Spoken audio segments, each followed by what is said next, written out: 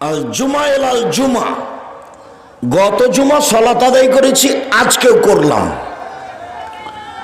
রামাজান আলে রামাজান, গত রামাজান সালাত আদায় করেছি, সিয়াম থেকেছি, এ রামাজানে করলাম। মুকাফফিরাতুন ইয়াজতাদিবুল কাবায়ের, তাহলে সব পাপ মিটে যাবে যদি বড় পাপ না থাকে। সব পাপ মিটে যাবে যদি বড় পাপ না থাকে।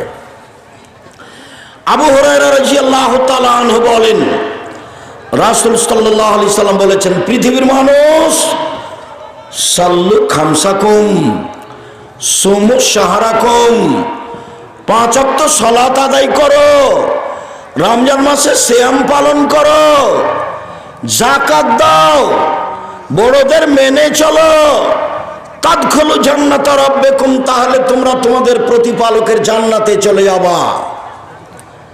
উবাদা ইবনে সামিত রাদিয়াল্লাহু তাআলা আনহু বলেন, আল্লাহর নবী বলেছেন, ইন্নাল্লাহা ইফতারাজা খামসা সালাওয়াতিন, নিশ্চয় আল্লাহ 5 ওয়াক্ত সালাত ফরজ করেছেন। ফামান আহসানা ওযুহুন্না, কেউ যদি সুন্দর করে ওযু করে, ও সাল্লাহুন্না লিওয়াক্তিহিন্না, নির্ধারিত সময়ে সালাত আদায় করে, কোন ক্রমে আসরের সালাত দেরি করে আদায় করবেন না, কোন ক্রমে ফজরের সালাত সূর্য ওঠার আগে আদায় করবেন না, নির্ধারিত সময়ে সালাত আদায় করলো। ওয়া আতাম্মা রুকুহুন্না ওয়া সুজুদাহুন্না ওয়া খুশুহুন্না, রুকু সিজদা সুন্দরভাবে করলো, ভয় ভীতি নিয়ে করলো।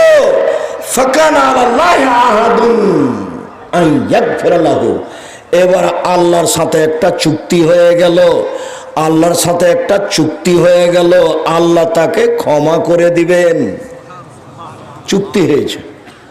আবার কথা বলি, আল্লাহ তো আর মানুষের সামনে নাই যে মুখামুখি চুক্তি হবে। জি, 5 ওয়াক্ত সালাত আদায় করলাম সুন্দর করে ওযু করে, ঠিক আছে, আমি আল্লাহ লিখে দিলাম আপনাকে, আমি আপনাকে মাফ করে দেবো, জান্নাত দিব, এটা তো আর সামনাসামনি হবে না। মসজিদ কার ঘর? আল্লাহর ঘর। তো এখন তার কাছে বসার জন্য অনুমতি নিতে হবে। তা আমি কি বলবো, আল্লাহ এই যে তোমার মসজিদ আমি বসবো, অনুমতি দিবেন? এভাবে কি হবে? আল্লাহ রাসূল বলছেন না, ওইভাবে হবে না। কি করতে হবে? 2 রাকাত সালাত। যখন আমি 2 রাকাত সালাত আদায় করলাম, তখন উপর থেকে আমার জন্য কি হয়ে গেল? অনুমতি হয়ে গেল।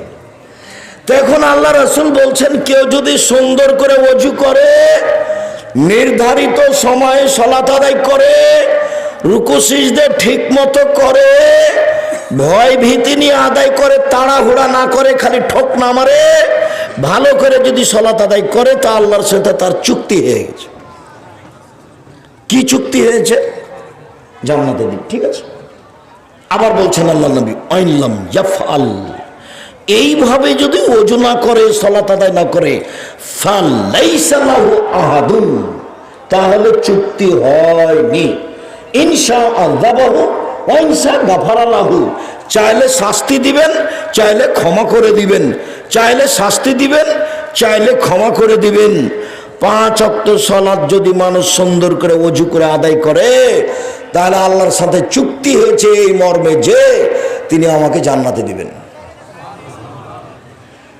যেমন আমাদের নবী মুহাম্মদ সাল্লাল্লাহু আলাইহি ওয়াসাল্লাম বলেন, ওয়া দারি রাব্বি, আমার প্রতিপালক আমার সাথে চুক্তি করেছেন, আমার প্রতিপালক আমার সাথে ওয়াদা করেছেন, আমার প্রতিপালক আমার সাথে চুক্তি করেছেন, 70,000 মানুষকে তিনি হিসাব ছাড়াই জান্নাতে দিবেন। সেগুলো সব আরাম আমার উম্মতের, এটা আমার সাথে চুক্তি হয়েছে আল্লাহর। আরো আল্লাহর চুক্তি হয়েছে, সালাসা হাসায়াতুন মিন হাসায়াতি রাব্বি, আগের বাক্য, প্রত্যেক হাজারের সাথে আরো 70,000, প্রত্যেক হাজারের সাথে আরো 70,000, আরো চুক্তি হয়েছে আমার সাথে। আল্লাহ তাআলা 3 অঞ্জলি মানুষ জাহান্নাম থেকে বের করে জান্নাতে দিবেন, 3 অঞ্জলি মানুষ জাহান্নাম থেকে বের করে জান্নাতে দিবেন।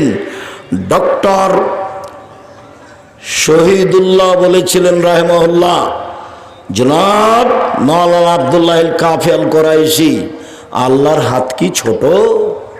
আল্লাহর হাত জাহান্নামের চেয়ে বড়। 3 অঞ্জলিতেই সব মানুষ জাহান্নাম থেকে বের হয়ে জান্নাতে চলে আসবে। তখন মাওলানা আব্দুল্লাহ কাফি আল কুরাইশি বলেছিলেন, জনাব ঠিক বলেছেন, আল্লাহর হাত ছোট নয়, আল্লাহর হাত জাহান্নামের চেয়ে বড়, এই কথাই ঠিক।